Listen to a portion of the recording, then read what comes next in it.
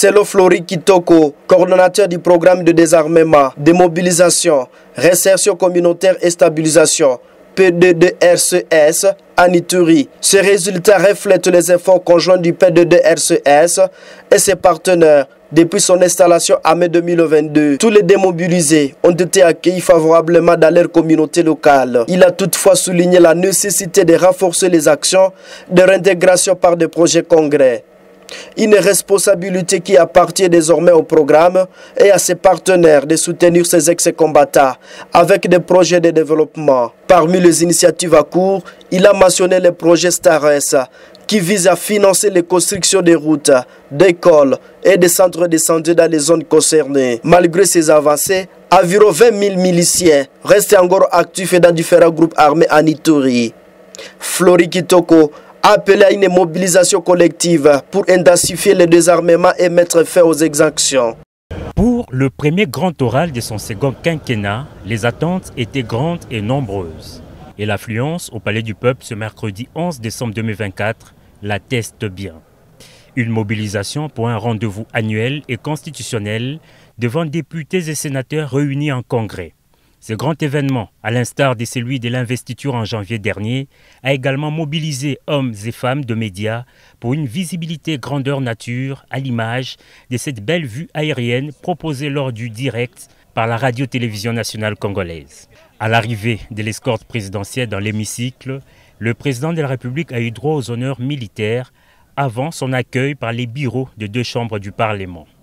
Très ovationné lors de son entrée dans la salle de congrès, le chef de l'État vient faire une sorte de bilan de ses actions en 2024.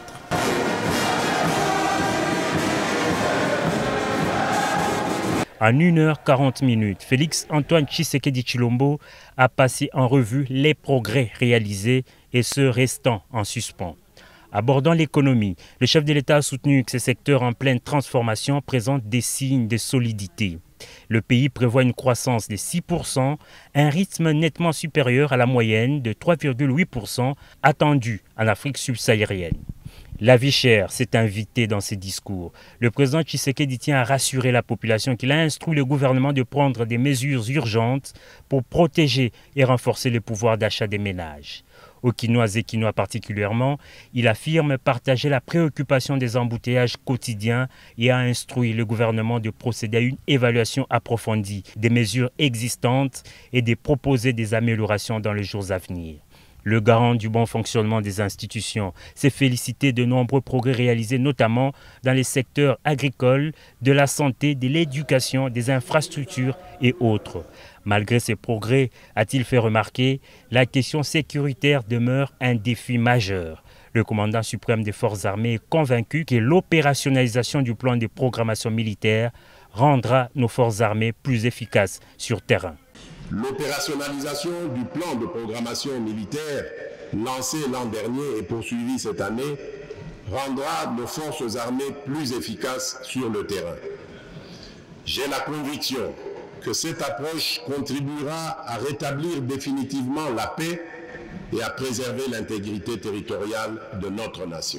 S'agissant de l'état des sièges, le président fait savoir que des décisions importantes seront prises au regard des recommandations issues des dernières missions interministérielles effectuées par les membres du gouvernement dans les provinces du Nord Kivu et de l'Ituri. La diplomatie joue un rôle crucial face aux défis sécuritaires.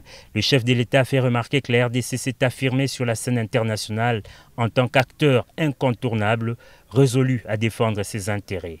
Dans la suite de son discours et avant de le clore, les sujets qui tenaient en haleine l'opinion et l'assistance dans la salle a été évoqué. Le président de la République soutient qu'il est temps d'engager une réflexion nationale sur une réforme constitutionnelle en raison du temps nécessaire pour l'installation des institutions. Je dois rappeler que cette première année de mon nouveau mandat a été marquée par un démarrage retardé, notamment en raison du temps nécessaire mis pour la désignation de la première ministre et la mise en place des institutions conformément aux prescrits de notre Constitution. Cependant, cette situation nous invite à une réflexion commune. Il est peut-être temps d'engager une réflexion nationale sur une réforme constitutionnelle afin d'éliminer les failles qui ralentissent le fonctionnement de notre appareil étatique. Cette démarche consiste uniquement à lancer une initiative visant à inviter nos compatriotes à une réflexion sincère pour bâtir un cadre institutionnel plus adapté aux réalités et aux aspirations de notre peuple. Très applaudi sur la question, le chef de l'État a bel et bien effectué l'exercice. Un exercice qui, à en croire la présente Constitution, ne donne lieu à aucun débat. Malgré les progrès réalisés dans plusieurs domaines, la question sécuritaire demeure un défi majeur. Notre pays reste confronté à des rébellions persistantes, dont l'agression de l'armée rwandaise et des terroristes du M23 qui entravent la stabilité nationale, le développement et l'amélioration des conditions de vie de nos concitoyens. Ces ennemis de la République continuent d'occuper une partie des territoires de Rutshuru, Masisi, Nyiragongo et Lubero, provoquant un afflux massif de déplacés internes. Aujourd'hui, près de 7 millions de Congolais vivent loin de leur foyer, faisant de notre pays l'un des pays les plus touchés au monde par ce drame humanitaire. Je tiens à réaffirmer que nos efforts pour leur porter assistance et protection ne faibliront pas. C'est ici l'occasion de saluer la mémoire de nos vaillants militaires, des forces de résistance, les Wazalendo, et des soldats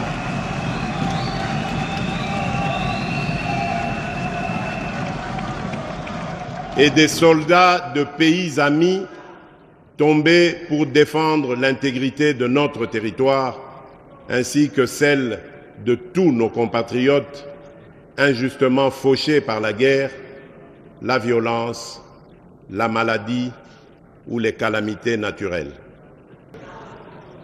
Au-delà des déplacements massifs de population provoqués par la guerre, un phénomène alarmant s'observe. Le dépeuplement progressif de certains territoires stratégiques, suivi de leur repeuplement par des populations étrangères implantées par le Rwanda.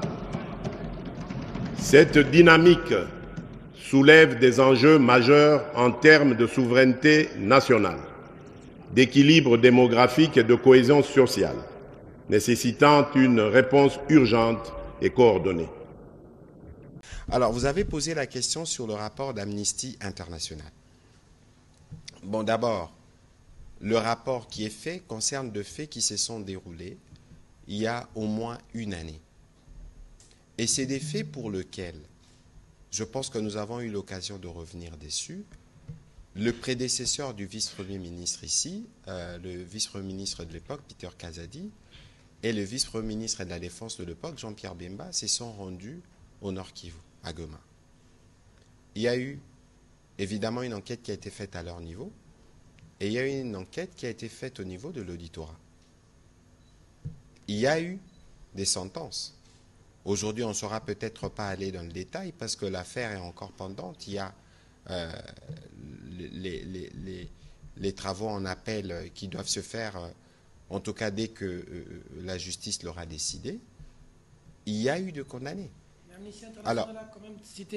Alors, la question, lorsque Amnesty International fait son rapport, la question c'est de se dire d'abord ici, ce que nous, on n'a pas attendu Amnesty International, qui vient une année après la commission des faits. Il y a eu un procès en flagrance. Il y a eu 2 membres du gouvernement qui ont été dépêchés sur place et qui ont donné des réponses sur base des pièces qui leur ont été communiquées. Moi, encore une fois, on ne peut pas aller dans le fond du dossier, mais il aurait été souhaitable pour Amnesty International, à travers ses experts, que si eux disposent des preuves impliquant par exemple ou démontrant la responsabilité du général Ndima, ils peuvent le transmettre, des pièces, parce que les pièces qu'ils évoquent, il faut peut-être qu'on se réfère à notre justice, parce que nous considérons comme gouvernement que sur cette question, il y a une réponse qui a été donnée de manière flagrante.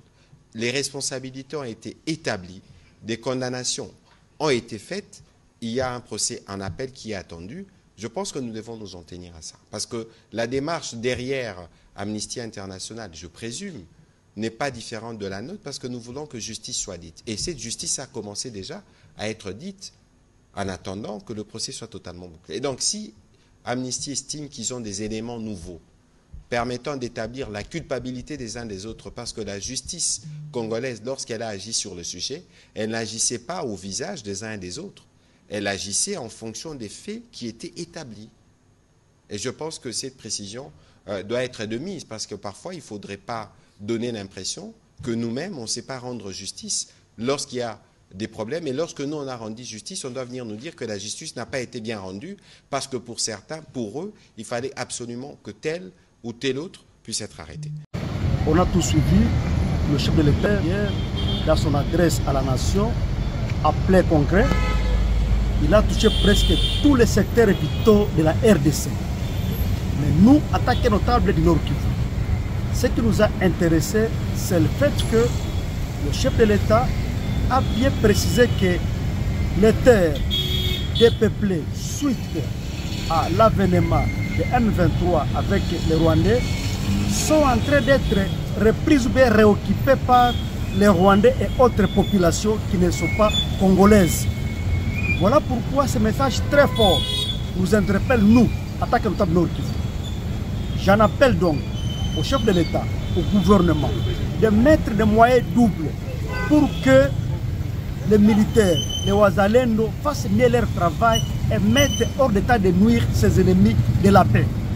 Et à la population d'être unie et solidaire, de ne pas collaborer avec l'ennemi, puisque ça peut toujours commencer ainsi. Bunagana, Massis, je ne sais pas, Walikale, Lubero, demain ce sera où?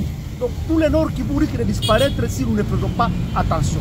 Voilà pourquoi nous pensons que le peuple Nord Kivu doit être solidaire avec les FARDC, avec les Wazalendo, et surtout que le gouvernement mette des moyens pour que cessent ces hostilités qui n'ont que trop duré. En tout cas, merci beaucoup.